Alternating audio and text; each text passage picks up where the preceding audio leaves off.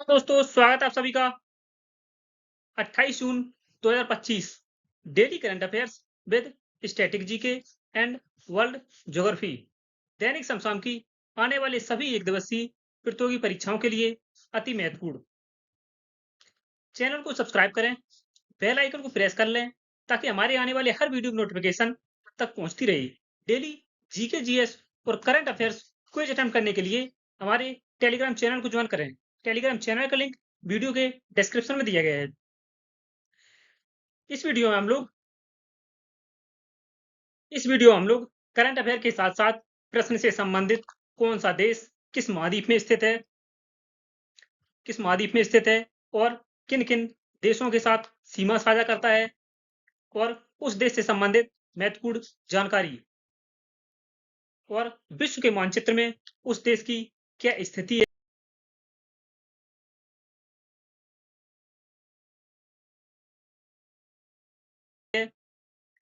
विश्व के मानचित्र में उस देश की क्या स्थिति है, इन सभी बिंदुओं पर चर्चा करेंगे।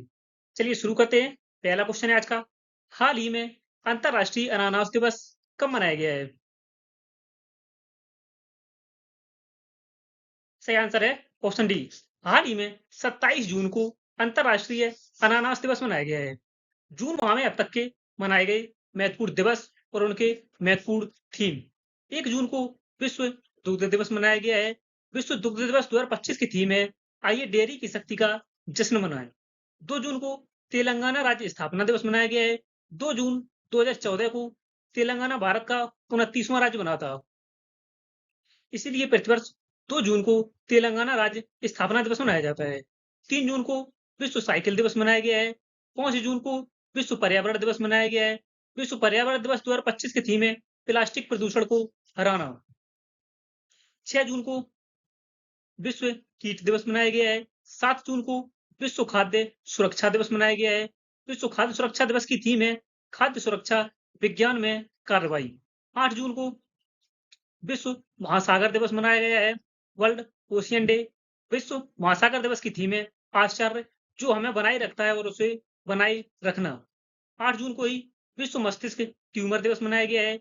9 जून को बिरसा मुंडा की पुण्यतिथि मनाई गई है। 12 जून को बाल श्रम निषेध दिवस मनाया गया है। 14 जून को विश्व रक्तदाता दिवस मनाया गया है। विश्व रक्तदाता दिवस 2025 की थीम है, रक्त दें, आशा दें, साथ मिलकर हम जीवन बचाएं। 17 जून को मरुस्थलीकरण एवं अनावृष्टि या सूखे की रोकथाम हेतु अंतर्राष्ट्रीय दिवस मनाया गया है और 17 जून को ही विश्व मगरमच्छ दिवस मनाया गया है। 19 जून को विश्व सिकल सेल दिवस मनाया गया है। 20 जून को विश्व शरणार्थी दिवस मनाया गया है। विश्व शरणार्थी दिवस 2025 की थीम है, शरणार्थियों के साथ एकजुटता। 21 जून को अंतर्राष्ट्रीय योग दिवस मनाया गया है, इंटरनेशनल योगा डे। विश्व अंतर्राष्ट्रीय योग दिवस की थीम है 2025 की, yoga for one earth one health. 21 जून को ही विश्व संगीत दिवस मनाया गया है। 23 जून को विश्व मानवतावादी दिवस मनाया गया है और 23 जून को ही अंतर्राष्ट्रीय ओलंपिक दिवस मनाया गया है। अंतर्राष्ट्रीय ओलंपिक दिवस 2025 की थीम है, लेट्स मूव। 25 जून को अंतर्राष्ट्रीय नाविक दिवस मनाया गया है। 26 जून को विश्व रेफ्रिजरेशन दिवस मनाया गया है। 27 जून को अंतर्राष्ट्रीय अनानास दिवस मनाया गया है और 27 जून को ही अंतर्राष्ट्रीय एमएसएमई सूक्ष्म लघु एवं मध्यम उद्यम दिवस मनाया गया है। नेक्स्ट है, हाल ही में इफ्को ने कहा पहला विदेशी नैनो उर्वरक संयंत्र स्थापित किया है? हाल ही में भारत की इफ्को ने कहां पर भारत का पहला विदेशी नैनो उर्वरक संयंत्र स्थापित किया है?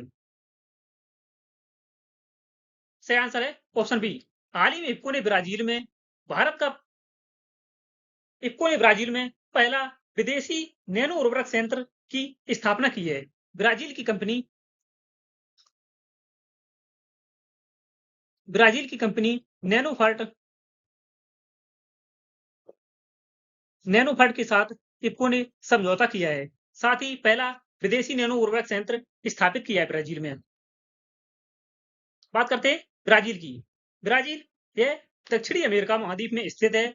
जैसा कि आप देख सकते हैं, ब्राजील यह दक्षिणी अमेरिका महाद्वीप का सबसे बड़ा देश है क्षेत्रफल की दृष्टि से। ब्राजील की राजधानी ब्राजीलिया है। ब्राजील के राष्ट्रपति लुइज इनासियो लूला डा सिल्वा हैं और ब्राजील की मुद्रा ब्राजीलियाई रियाल है। ब्राजील यह निम्न देशों के साथ सीमा साझा करता है, जिनमें से पहला है French Guiana, Suriname, Guyana, Venezuela, Colombia, Peru, Bolivia, Paraguay, Argentina और उरुग्वे। ये निम्न देश ब्राजील के साथ सीमा साझा करते हैं। ये क्षेत्रफल की दृष्टि से साउथ अमेरिका महाद्वीप का दक्षिणी अमेरिका महाद्वीप का सबसे बड़ा देश है ब्राजील। ब्राजील ब्राजील विश्व में विश्व में सबसे अधिक विश्व में सबसे अधिक गन्ने का उत्पादन करता है। गन्ने का उत्पादन करता है। गन्ने के साथ साथ यह कॉफी का उत्पादन भी करता है। ब्राजील में ही स्थित है सेंटोस बंदरगाह। ब्राजील में ही स्थित है सेंटोस बंदरगाह। सेंटोस बंदरगाह जिसे कॉफी बंदरगाह के नाम से भी जाना जाता है। कॉफी बंदरगाह के नाम से भी जाना जाता है क्योंकि सेंटोस बंदरगाह से विश्व भर में कॉफी का निर्यात किया जाता है। इसीलिए इसे कॉफी बंदरगाह के नाम से भी जाना जाता है। सेंटोस बंदरगाह ब्राजील में स्थित है। ब्राजील की सबसे लंबी नदी ब्राजील की सबसे लंबी और विश्व की सबसे चौड़ी नदी अमेजन नदी है। अमेजन नदी है जिसकी कुल लंबाई 6,400 किलोमीटर है। यह अमेजन नदी का उद्गम पेरू से होता है और यह ब्राजील होते हुए कैरेबियन सागर में जाकर गिरती है।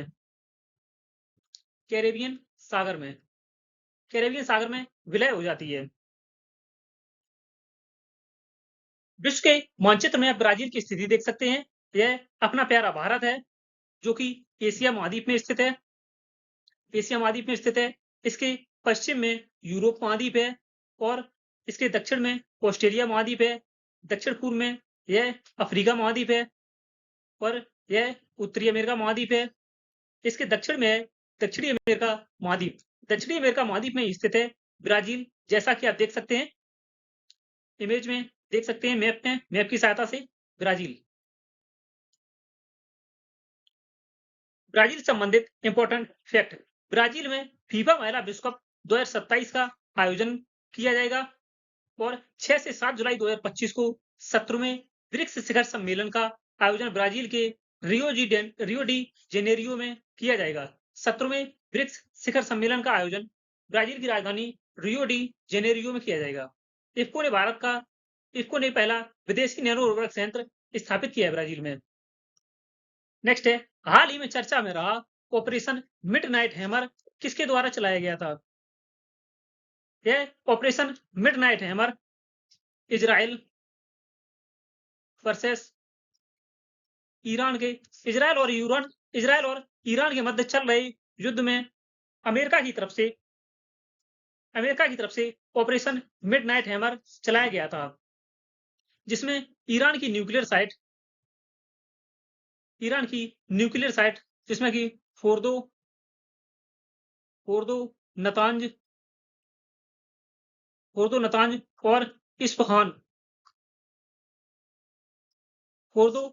और इस्फहान यह ईरान की मुख्य न्यूक्लियर साइट हैं जिन पर अमेरिका के B-2 बॉम्बर के द्वारा इन पर बंकर बस्टर बॉम्ब गिराए गए थे। सही आंसर है option B, operation midnight hammer. यह अमेरिका के द्वारा ईरान में चलाया गया था। बात करते हैं अमेरिका की। अमेरिका यह उत्तरी अमेरिका महाद्वीप में स्थित है, जैसा कि आप देख सकते हैं। अमेरिका जो कि कनाडा और मैक्सिको दो देशों के साथ सीमा साझा करता है। USA United states of America. USA की कैपिटल राजधानी वॉशिंगटन डीसी है। इसके राष्ट्रपति हैं प्रेसिडेंट डोनाल्ड ट्रंप और करेंसी मुद्रा यूएस डॉलर है। यूएसए का फ्लैग देख सकते हैं आप। यूएसए के पूर्व में अटलांटिक महासागर और इसके पश्चिम में प्रशांत महासागर है। प्रशांत महासागर जो कि विश्व का सबसे बड़ा महासागर है, प्रशांत महासागर। उत्तरी अमेरिका महाद्वीप का सर्वोच्च पर्वत शिखर, सर्वोच्च पर्वत शिखर माउंट मैकिनली है। माउंट मैकिनली है। विश्व के मानचित्र में आप देख सकते हैं, यह उत्तरी अमेरिका महाद्वीप है। इसी में स्थित है USA, United states of America. USA के इस क्षेत्र को अलास्का कहा जाता है, जो कि पूर्व में रूस का भाग हुआ करता था, जिसे रूस से खरीदकर अमेरिका ने अपने टेरिटरी में मिला लिया था। नेक्स्ट है, हाल ही में भारत का पहला तितली अभयारण्य का उद्घाटन किस राज्य ने किया है? भारत का पहला तितली अभयारण्य का उद्घाटन कहाँ किया गया है? सही आंसर है ऑप्शन ए, केरल में। केरल के कन्नूर जिले में, केरल के कन्नूर जिले में भारत का पहला तितली अभयारण्य का उद्घाटन किया है। यह कन्नूर जिले के अरलम वन्य जीव अभयारण्य में, कन्नूर जिले के अरलम वन्य जीव अभयारण्य का नाम बदलकर अरलम तितली अभयारण्य कर दिया गया है। भारत के पहले तितली अभयारण्य के उद्घाटन के बाद अरलम वन्य जीव अभयारण्य का नाम बदलकर अरलम तितली अभयारण्य कर दिया गया है। इसमें प्रजातियों की संख्या, तितली की प्रजातियों की संख्या 266 से अधिक है, 266 प्लस। नेक्स्ट है, हाल ही में भारत ने ऑपरेशन सिंधु किस देश में चलाया है? ऑपरेशन सिंधु के तहत भारत ने छात्रों और भारत में रह रहे ईरान में रह रहे छात्रों और मजदूरों या जो भी व्यक्ति भारत के ईरान में जॉब करते हैं या नौकरी करते हैं, उन्हें निकालने के लिए ईरान में भारत ने ऑपरेशन सिंधु के तहत भारतवासियों को ईरान से बाहर निकाला है। इजराइल और ईरान के मध्य चल रहे युद्ध के मध्य, इजराइल और ईरान में चल रहे युद्ध को देखते हुए भारत ने ऑपरेशन सिंधु चलाया है भारतवासियों को निकालने के लिए। भारत सरकार के प्रमुख ऑपरेशन, जिनमें से पहला है ऑपरेशन पोलो। यह भारत सरकार के द्वारा 1948 में हैदराबाद में चलाया गया था। ऑपरेशन विजय यह 1961 में पुर्तगाल से गोवा मुक्त कराने के लिए भारत सरकार ने चलाया था। गोवा की स्थापना हुई थी ऑपरेशन विजय के तहत, जो कि 1961 में चलाया गया था। ऑपरेशन ट्राइडेंट यह 1971 में 4 दिसंबर 1971 को भारतीय नौसेना ने कराची बंदरगाह पर हमला किया था। ऑपरेशन मेघदूत यह 1984 में सियाचिन ग्लेशियर में भारत सरकार के द्वारा चलाया गया था। ऑपरेशन पवन यह 1987 में श्रीलंका में लिट्टे एलटीटीई की अशांति को रोकने के लिए भारत सरकार ने ऑपरेशन चलाया था। ऑपरेशन विजय यह 1999 में पाकिस्तान में चलाया गया था कारगिल युद्ध के समय, जो कि कारगिल। इसके अतिरिक्त ऑपरेशन है ऑपरेशन सफेद सागर, जो कि वायुसेना के द्वारा चलाया गया था, और ऑपरेशन तलवार यह भारतीय नौसेना के द्वारा चलाया गया था। नेक्स्ट है ऑपरेशन ब्लैक टोर्नेडो, जो कि 2008 में एनएसजी कमांडो ने मुंबई में 26/11 हमलों के बाद चलाया गया था मुंबई में। नेक्स्ट है ऑपरेशन मैत्री, यह 2015 में नेपाल में आए भूकंप के दौरान चलाया गया था। ऑपरेशन शक्ति यह 2021 में भारतवासियों को अफगानिस्तान से निकालने के लिए चलाया गया था। ऑपरेशन गंगा यह 2022 में यूक्रेन से भारतीयों को निकालने के लिए भारत सरकार के द्वारा चलाया गया ऑपरेशन था। नेक्स्ट है ऑपरेशन दोस्त, यह 2023 में तुर्की और सीरिया में आए भूकंप के दौरान भारत सरकार के द्वारा ऑपरेशन चलाया गया था। ऑपरेशन बंदर यह 2019 में पाकिस्तान के बालाकोट में भारतीय वायुसेना के द्वारा एयरस्ट्राइक की गई थी ऑपरेशन बंदर के तहत। ऑपरेशन सिंदूर यह 2025 में हाल ही में भारत ने पाकिस्तान में यह ऑपरेशन चलाया था, ऑपरेशन सिंदूर। पहलगाम आतंकी हमले के बाद जिसमें 26 भारतीयों की जान चली गई थी। नेक्स्ट है भारत सरकार के प्रमुख ऑपरेशन और बचाव अभियान। ऑपरेशन देवी शक्ति है भारत ने अफगानिस्तान में अगस्त 2021 में चलाया था भारतवासियों को निकालने के लिए। ऑपरेशन गंगा यह यूक्रेन युद्ध के समय फरवरी अप्रैल 2022 में चलाया गया था। ऑपरेशन दोस्त यह तुर्की सीरिया भूकंप में आए भूकंप फरवरी 2023 में चलाया गया था। ऑपरेशन कावेरी यह सूडान में चल रहे गृह युद्ध के समय अप्रैल मई 2023 में भारत सरकार के द्वारा चलाया गया था। ऑपरेशन अजय यह इजराइल और हमास युद्ध के बीच अक्टूबर 2023 में चलाया गया था। और ऑपरेशन सिंधु यह ईरान इजराइल संघर्ष में जून 2025 जो कि हाल ही में ऑपरेशन सिंधु भारत सरकार के द्वारा चलाया गया था।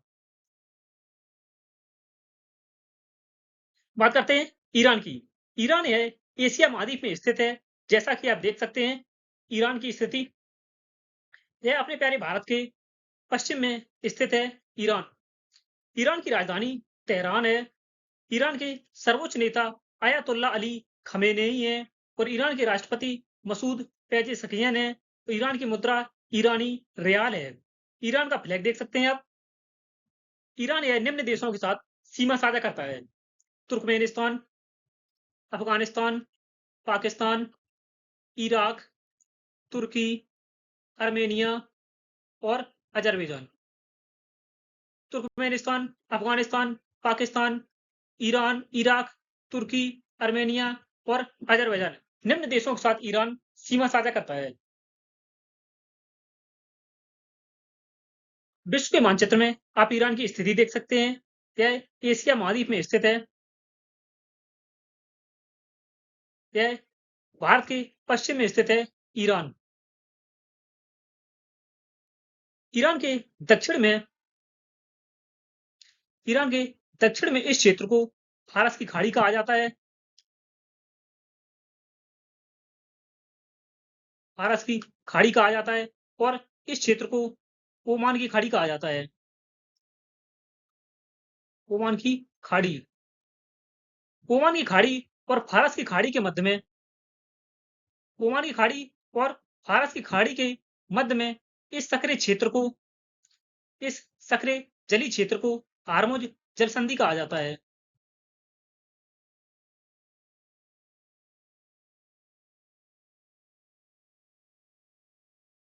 हार्मुज जलसंधि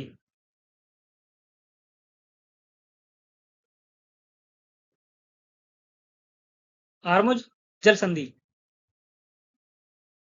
जलसंधि वह संकीर्ण क्षेत्र है जो दो बड़े जल निकायों जैसे कि फारस की खाड़ी फारस की खाड़ी और ओमान की खाड़ी दो बड़े जल निकायों को जोड़ने का कार्य करती है। जलसंधि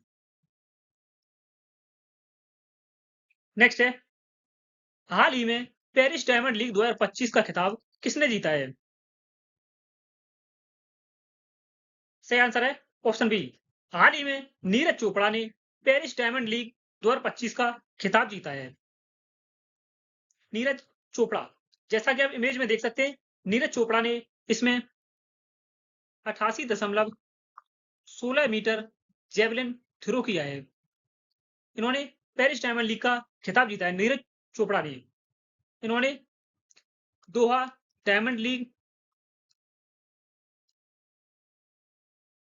दोहा डायमंड लीग में 90.23 मीटर भाला फेंका था। इसमें यह दूसरे स्थान पर रहे थे दोहा डायमंड लीग में। दोहा डायमंड लीग का खिताब जूलियन वेबर ने जीता था, जो कि जर्मनी के खिलाड़ी हैं।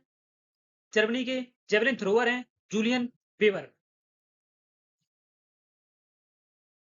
नीरज चोपड़ा ने Tokyo Tokyo Olympic Tokyo Olympic 2020 में स्वर्ण पदक जीता था। टोक्यो ओलंपिक 2020 में नीरज चोपड़ा ने स्वर्ण पदक जीता था। दोहा डायमंड लीग में नीरज चोपड़ा 90.23 मीटर थ्रो के साथ दूसरे स्थान पर रहे थे और दोहा डायमंड लीग का खिताब जर्मनी के जूलियन वेबर ने जीता था। नेक्स्ट है, हाल ही में साहित्य अकादमी युवा पुरस्कार 2025 कितने लोगों को प्रदान किया गया है? साहित्य अकादमी युवा पुरस्कार 2025 सही आंसर है ऑप्शन सी। साहित्य अकादमी युवा पुरस्कार 2025 में 23 लोगों को प्रदान किया गया है। यह साहित्य अकादमी युवा पुरस्कार विजेता, जो कि इनमें से मुख्यतः जो आपको याद रखने हैं, आप देख सकते हैं हिंदी में साहित्य अकादमी युवा पुरस्कार फिरोगना कविता को प्रदान किया गया है, जो कि पार्वती तिर्की की है। सभी क्रम क्रमवार आप देख सकते हैं किस भाषा के लिए किसे बाल साहित्य साहित्य अकादमी युवा पुरस्कार प्रदान किए गए हैं। नेक्स्ट है, आप देख सकते हैं पूरी लिस्ट 23 व्यक्तियों को जिन्हें बाल साहित्य पुरस्कार प्रदान किए गए हैं। नेक्स्ट है, हाल ही में साहित्य अकादमी ने कितने बाल साहित्य पुरस्कार 2025 के विजेताओं की घोषणा की है। हाल ही में युवा युवा साहित्य अकादमी युवा साहित्य पुरस्कार के साथ साथ बाल साहित्य पुरस्कार 2025 भी प्रदान किए गए हैं। बाल साहित्य पुरस्कार 2025 में कितने विजेताओं की घोषणा की गई है। सही आंसर है ऑप्शन सी 24। 24 विजेता क्रमवार आप देख सकते हैं बाल साहित्य पुरस्कार 2025। इसमें मुख्यतः हिंदी भाषा के लिए एक काले बारह जो कि लघु कथाएं हैं सुशील शुक्ला की हैं, इन्हें हिंदी भाषा के लिए प्रदान किया गया है। सभी भाषाओं में आप देख सकते हैं किसे किसे प्रदान किया गया है बाल साहित्य पुरस्कार 2025 विजेता। नेक्स्ट है, हाल ही में अनुराधा ठाकुर को किस बोर्ड में नियुक्त किया गया है। हाल ही में अनुराधा ठाकुर की नियुक्ति किस बोर्ड में की गई है। सही आंसर है ऑप्शन बी सेबी में हाल ही में अनुराधा ठाकुर की नियुक्ति की गई है। नेक्स्ट है, हाल ही में कर्नाटक ने अल्पसंख्यकों के लिए आवास कोटा 10% से बढ़ाकर कितना कर दिया है। सही आंसर है ऑप्शन ए। हाल ही में कर्नाटक सरकार ने अल्पसंख्यकों के लिए आवास कोटा में 10% से बढ़ाकर 15% कर दिया है, 5% की वृद्धि की है।